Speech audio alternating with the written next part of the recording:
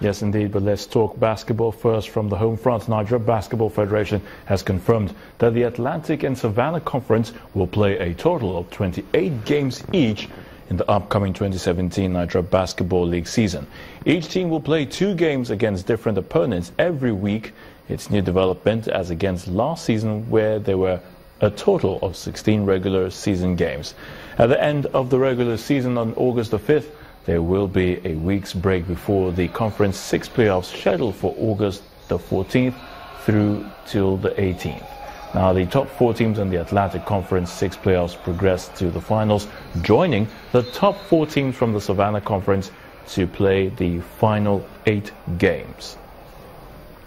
Zesco United have announced the 19-man squad for the CAF Confederation Cup playoff round first leg match with Nigeria's Rangers International on Sunday at the Nnamdi Azikiwe Stadium, that is, in Enugu. Now, Jackson Wanza, Simon Silwimba and Mishek Chaila were left out owing to injuries, while Idris Mbombo will not be available owing to suspension. Marcel Kalonda, Bonwell Silengo, Bernard Mapili, Lazarus Kambole and Mabin Kalengo are likely to make their debuts for the Zambian outfit. Zesco United take on the Nigerian champions over 2 legs for a place in the competition's group stage. And the big one, the Super Eagles of Nigeria have moved up a spot in the latest FIFA World Ranking for the month of April. The team now occupies the 40th position in the world, and they are the 5th best playing nation in Africa.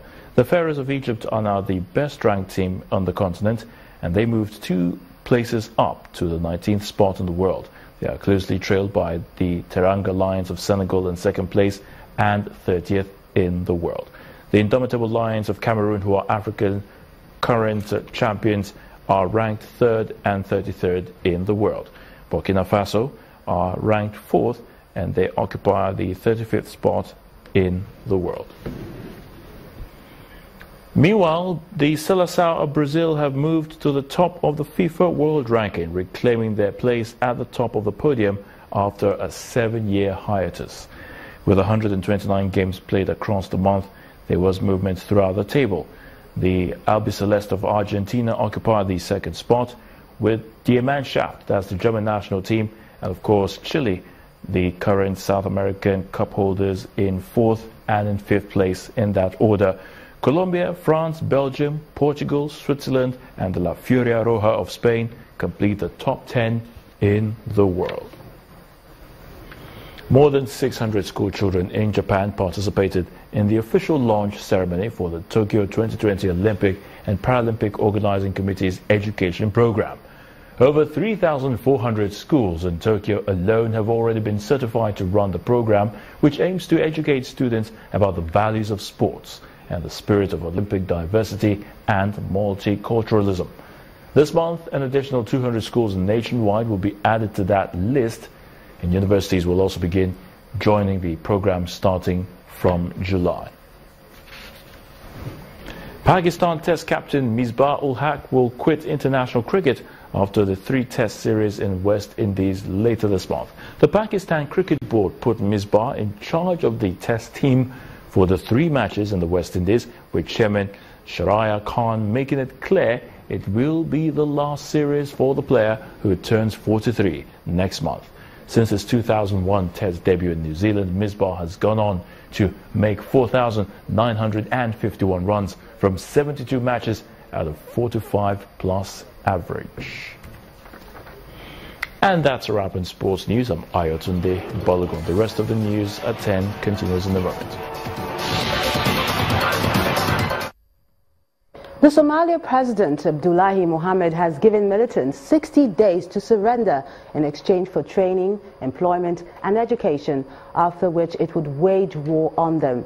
He made the call after an attack near a government building in the capital Mogadishu killed 7 people and a spate of kidnappings of aid workers by armed militants in the drought-hit city. President Mohammed said he has replaced senior security officers in the intelligence service and the police force in order to deal with the militants. The head of a key U.S. congressional investigation into the alleged Russian hacking of the U.S. election has stepped down.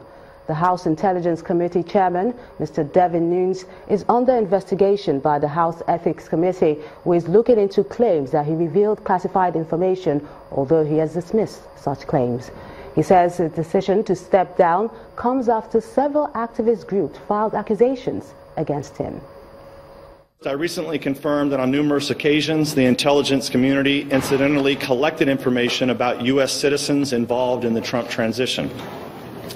Details about U.S. persons associated with the incoming administration, details with little or no apparent foreign intelligence value, were widely disseminated in intelligence community reporting. Third, I have confirmed that additional names of Trump transition team members were unmasked. And fourth and finally, I want to be clear, none of this surveillance was related to Russia or the investigation of Russian activities or of the Trump team. Governor Samuel Ortom of Benue State has condoled with the family of veteran broadcaster and former Director General of the Nigerian Television Authority, late Dr. Patrick Etonye. Dr. Patrick Etonye died on Wednesday evening in Makurdi, the Benue State capital, at the age of 76. He will best be remembered for, amongst other things, for being the brain behind the popular television show Sunny Side of Life, in a broadcasting career spanning over 40 years. Governor Ortom, who led some members of the State Executive Council on the condolence visit, described Dr. Etonye's death as a national loss, considering his contribution to the media industry in Nigeria. And the main news again.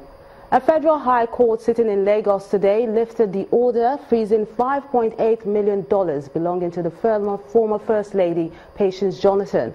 The court had frozen the account last year following an application by the EFCC on suspicion that the money in the account was proceeds of crime. Also today, the national chairman of the People's Democratic Party, Senator Ali Modu Sharif, stormed out of a PDP meeting convened by the former president, Dr. Goodluck Jonathan, to solve the crisis in the party. And Somalia's President Abdullahi Mohammed today gave al-Shabaab militants a 60-day deadline to surrender or face an all-out war. And that's the news at 10 tonight. Thank you so much for being a part of it. I'm Melinda Atmarani.